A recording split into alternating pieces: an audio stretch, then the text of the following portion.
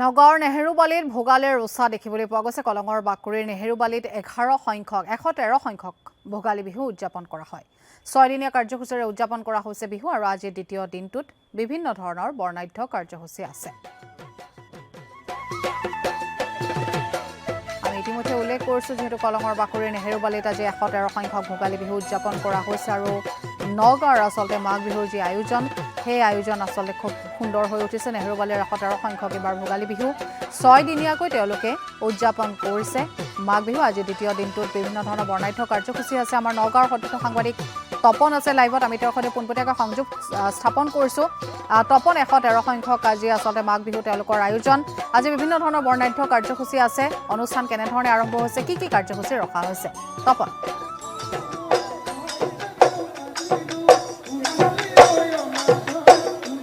নিশ্চিত ৰূপত এক উদুলি মুদুলি পৰিৱেশ, বিহু গীত আৰু মাতেৰে মুখৰিত হৈ পৰিছে কলঙৰ বাকৰি নেহেৰুবালি আৰু সমগ্ৰ পৰিৱেশ মোৰ সহযোগী বিকিয়ে দেখা পাইছে। এয়া 113 সংখ্যক সদৌ নগাঁও ভোগালী উৎসৱৰ পৰিৱেশ। 113 সংখ্যক সদৌ নগাঁও ভোগালী বিহু উৎসৱৰ লগত নগাঁওবাসীৰ ৰাইজৰ আশা আকাংক্ষা বহু আৱেগ জড়িত হৈ আছে আৰু সেই আৱেগ জড়িত হৈ থকা সদৌ নগাঁও ভোগালী উৎসৱ এতিয়া উদুলি পুদুলি পৰিৱেশ।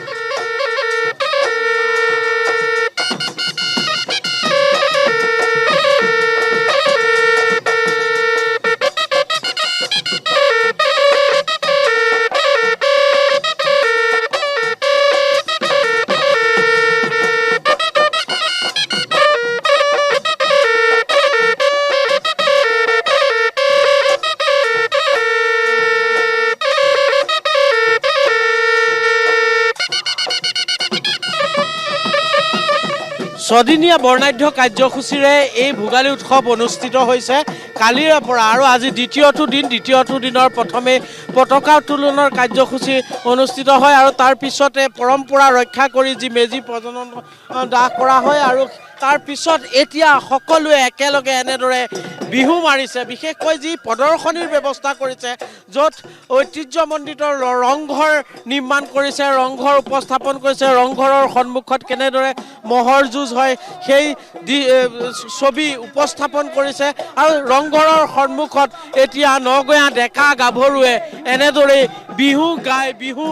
নাচি তেওঁলোক আনন্দত আত্মহাৰা হৈ পৰা পৰিলক্ষিত হৈছে।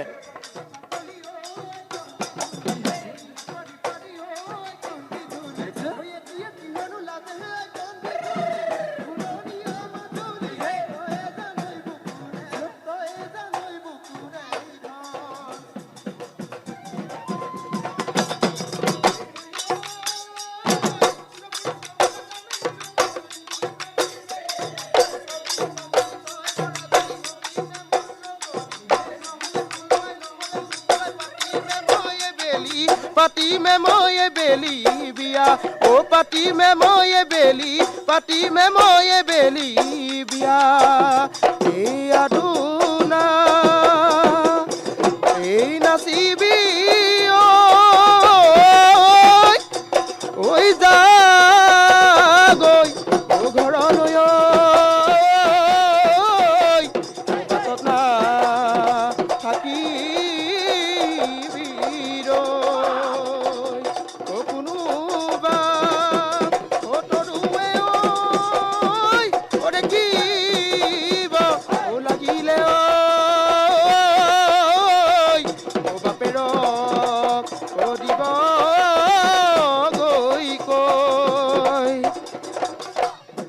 সুন্দৰ পৰিৱেশ। সেয়া নগাঁৱৰ কলঙৰ বাকৰি নেহেৰুবালিৰ পৰিৱেশ দেখুৱাইছোঁ। 113 সংখ্যক ভোগালী উৎসৱ অনুষ্ঠিত হৈছে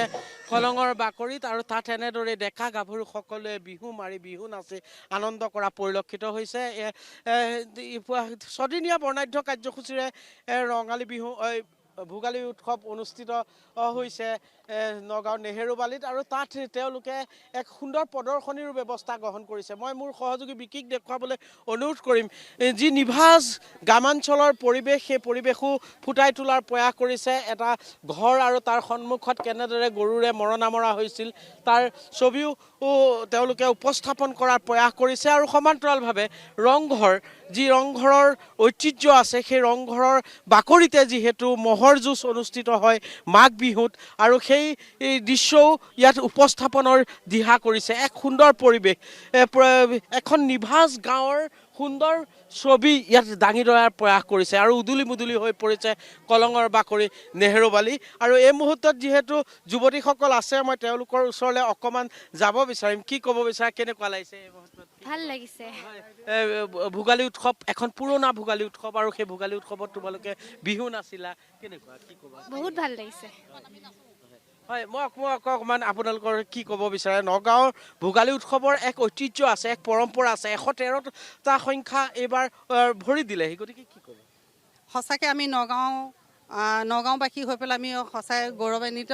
যিহেতু এই ভোগালী বিহুত বিভিন্ন জাতি উপজাতি সকলো সংমিশ্ৰণ হৈ সকলোৱে ৰং বিৰঙৰ মানে মনেৰে এই উদযাপিত ভোগালী বিহুত যথেষ্ট আদৰণি জনায় সেয়েহে আমি সমূহ ভোগালী বিহুৰ জৰিয়তে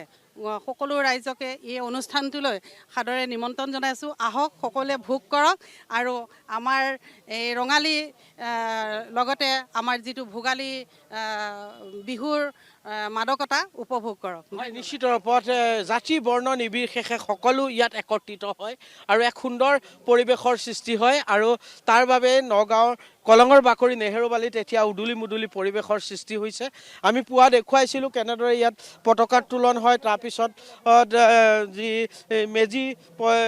দ্ৰাস কৰাৰ যি পৰম্পৰা সেই পৰম্পৰাও ইতিমধ্যে সম্পন্ন হৈ গৈছে আৰু এই মুহূৰ্তত আমি এয়া দেখুৱাই আছোঁ এক সুন্দৰ পৰিৱেশ দেখা পাইছে মই মোৰ সহযোগী বিকিক অনুৰোধ জনাম যিহেতু ইয়াত যথেষ্ট লোকৰ সমাগম ঘটিছে কি ক'ব বিচাৰে এক ঐতিহ্য আছে ভোগালী উৎসৱৰ নগাঁও ভোগালী উৎসৱৰ 113টা বছৰ গৰকিছে আৰু এইবাৰো এক উদুলি মুদুলি পৰিৱেশ ঐতিহ্যমণ্ডিত ভোগালী বিহু বুলি ক'লে আচলতে আমাৰ এতিয়া দেখিছোঁ 3টা প্ৰজন্মক সামৰি ল'বলৈ সক্ষম হৈছে একে সময়তে আপুনি দেখিব যে প্ৰেক্ষাগৃহৰ ভিতৰত আমাৰ বয়োজ্যেষ্ঠ ব্যক্তিসকলক সম্বৰ্ধনা জনোৱা হৈছে আৰু আমি ইয়াৰ বাকৰিত আহিছোঁ বিহু চালোঁ এইমাত্ৰ মোৰ ছোৱালী আছে 3টা প্ৰজন্মক সামৰি ৰাখিব পৰাকৈ এই বিহুখনে কিন্তু ঐতিহ্য বহন কৰি আছে আৰু ইয়াৰ সমান্তৰালভাৱে আজি আমি দেখিছোঁ যে বিহুতলীৰ প্ৰেক্ষাগৃহৰ লগতে এখন অসমীয়া গাঁও সজাই পৰাই তোলা হৈছে এটা ৰংঘৰ বনোৱা হৈছে আৰু এটা সুন্দৰ আমাৰ যি প্ৰৱেশদ্বাৰ আপোনালোকে দেখিছে বৰ সুন্দৰ হৈছে আৰু 5 দিনীয়া কাৰ্যসূচী আমি আশা কৰিছোঁ আজি আৰম্ভণি ইমান সুন্দৰ এই 5 দিন সুন্দৰকৈ যাব আমাৰ সমগ্ৰ নগাঁও জিলাকে এই ভোগালী বিহুখনে আগতে যেনেকৈ আকৰ্ষণ কৰি ৰাখিব পাৰিছিলে আগন্তুক দিনতো যেন আকৰ্ষণ কৰি ৰাখিব পাৰে অন্যতম পৰ্যটনৰ থলী হওক ভোগালী বিহু যেনেকৈ আহঁতগুৰি মহযুঁজৰ বাবে বিখ্যাত তেনেকৈ আমাৰ নেহেৰুবালিও অতীজৰে পৰা ভোগালী বিহুৰ কাৰণে বিখ্যাত হৈ আছে আৰু আশা কৰিছোঁ এই পৰম্পৰা আৰু ঐতিহ্য অটুট থাকক ধন্যবাদ এই পৰম্পৰা এই ঐতিহ্য অটুট থাকক কিন্তু মই দেখুৱাবলৈ মোৰ সহযোগী বিকিক অনুৰোধ কৰিছোঁ অতি সুন্দৰকৈ ইয়াত যি প্ৰদৰ্শনীৰ ব্যৱস্থা কৰিছে এখন নিভাঁজ গাঁও ইয়াত তেওঁলোকে উপস্থাপন কৰিছে তাৰ প্ৰৱেশদ্বাৰটো অতি সুন্দৰ অতি দৃষ্টি নন্দনকৈ তেওঁলোকে সজাই তুলিছে আৰু এক উদুলি মুদুলি পৰিৱেশৰ সৃষ্টি হৈছে এতিয়া যিসকল বয়োজ্যেষ্ঠ লোক আছে নগাঁৱৰ সেই বয়োজ্যেষ্ঠ লোকসকলক সম্বৰ্ধনা আৰু জলপানৰ যি অনুষ্ঠান সেই অনুষ্ঠান অনুষ্ঠিত হৈ আছে আৰু পুৱা আমি দেখুৱাইছিলোঁ পতাকা উত্তোলনৰ কাৰ্যসূচী সম্পন্ন হৈছিল তাৰ পিছতে যি মেজি দ্ৰাস কৰাৰ যি পৰম্পৰা সেই পৰম্পৰা ইতিমধ্যে হৈ গৈছে তাৰ পিছত ৰংঘৰৰ